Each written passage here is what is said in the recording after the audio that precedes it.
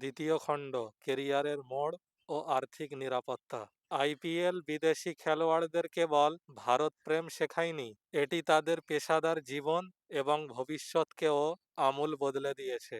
অনেক বিদেশি ক্রিকেটারের কাছে আইপিএল হলো এমন এক টার্নিং পয়েন্ট যা তাদের সাধারণ এক খেলোয়াড় থেকে বিশ্ববিখ্যাত ব্র্যান্ডে পরিণত করেছে। এই লিগ তাদের দিয়েছে আকাশ ছোঁয়া জনপ্রিয়তা এবং এমন এক আর্থিক নিরাপত্তা যা এক দশক আগে কল্পনা করাও কঠিন ছিল।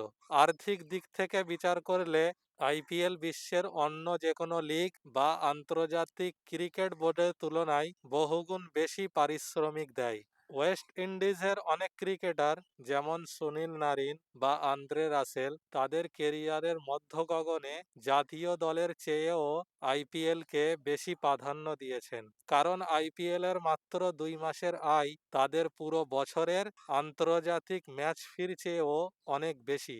এই টুর্নামেন্ট বিদেশি খেলোয়াড়দের এবং তাদের পরিবারের জন্য একটি সচ্ছল ও বিলাসবহুল ভবিষ্যৎ নিশ্চিত করেছে।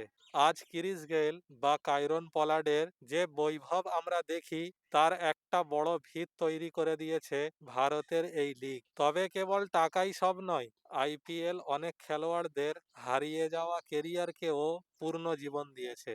শেন ওয়াটসন যখন চোট আর খারাপ ফর্মের কারণে আন্তর্জাতিক ক্রিকেট থেকে প্রায় ছিটকে যাচ্ছিলেন, তখন আইপিএল তাকে নতুন করে নিজেকে প্রমাণের সুযোগ দেয়। অস্ট্রেলিয়ার গ্লেন ম্যাক্সওয়েল জাতীয় দলে তাদের অবস্থান যখনই নড়বড়ে হয়েছে, আইপিএল এর বিধ্বংসী পারফরমেন্স তাদের আত্মবিশ্বাস ফিরিয়ে দিয়েছে এবং জাতীয় দলে তাদের জায়গা আবার শক্ত করেছে। তাছাড়া ভারতের বৈচিত্র্যময় স্পিন বোলিং এবং ভিন্ন ভিন্ন কন্ডিশনে খেলার অভিজ্ঞতা তাদের কৌশলকে আরও সমৃদ্ধ করেছে।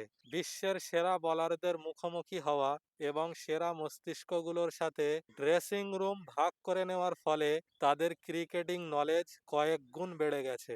অনেক মাঝারি মানের বিদেশি ক্রিকেটার আইপিএল খেলে এমন স্মার্ট ক্রিকেটার হয়ে উঠেছেন যে পরবর্তীতে তারা নিজ নিজ জাতীয় দলের অপরিহার্য অংশ হয়ে দাঁড়িয়েছেন। সোজা কথায়, আইপিএল বিদেশি খেলোয়াড়দের জন্য কেবল একটি টুর্নামেন্ট নয়, এটি তাদের কেরিয়ারের ইন্স্যুরেন্স এবং বিশ্বমঞ্চে নিজেদের চেনানোর সবচেয়ে বড় প্ল্যাটফর্ম। আইপিএল তো তাদের কেরিয়ার গড়ল, ব্যাংক ব্যালেন্সও ভরিয়ে দিল, কিন্তু দিন শেষে এই বিদেশি মানুষগুলো কি শুধুই টাকার টানে এখানে পড়ে থাকেন, নাকি ভারতের মাটি আর মানুষের সাথে তৈরি হয় এমন এক অটুট বন্ধন যা ক্রিকেটের গণ্ডি ছাড়িয়ে যায়? অবসর নেওয়ার পরও কেন তারা ভারতকে ভুলতে পারেন না? তৃতীয় খণ্ডে আমরা দেখব সংস্কৃতির মেলবন্ধন ও অবসর পরবর্তী জীবন, যেখানে মাঠের লড়াই শেষে শুরু হয় এক নতুন সখ্যতা। দেখা হচ্ছে পরের পর্বে।